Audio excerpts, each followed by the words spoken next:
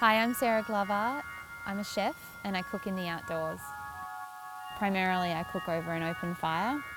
When I'm cooking outside, I draw from nature and recipes just kind of come to me when I'm outside.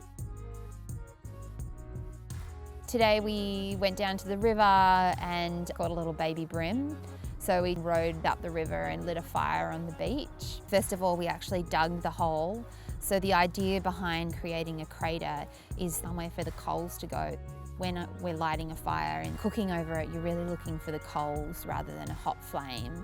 We actually filled a little cast iron pot with some ocean water, threw the potatoes in, lid on, into the fire.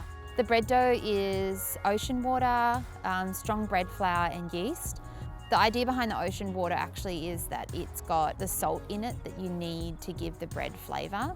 We threw that into the bowl, mixed it up, kneaded it for about 5 to 10 minutes, and then we just let it rise. So it rose for about an hour while we were cooking everything else. I made a chilli oil.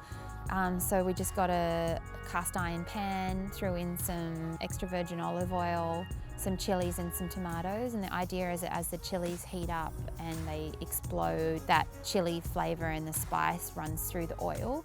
We threw in some vinegar, chopped up some mint, threw in some more ocean water. I'd call it like a chili brine more or less.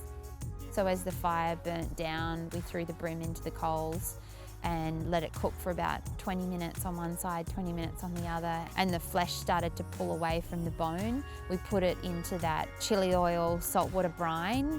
So then that was ready. The potatoes had parboiled. We smashed them into a hot pan with some more olive oil, crisped them up, threw in some kale, and then put it onto our table, which was a turned over surfboard. While we were feasting, the bread dough had risen and I'd let the coals burn right down, and I just threw the bread dough straight on top of the coals. You just dip it into the chili oil, bit of fish on there, kale, delicious.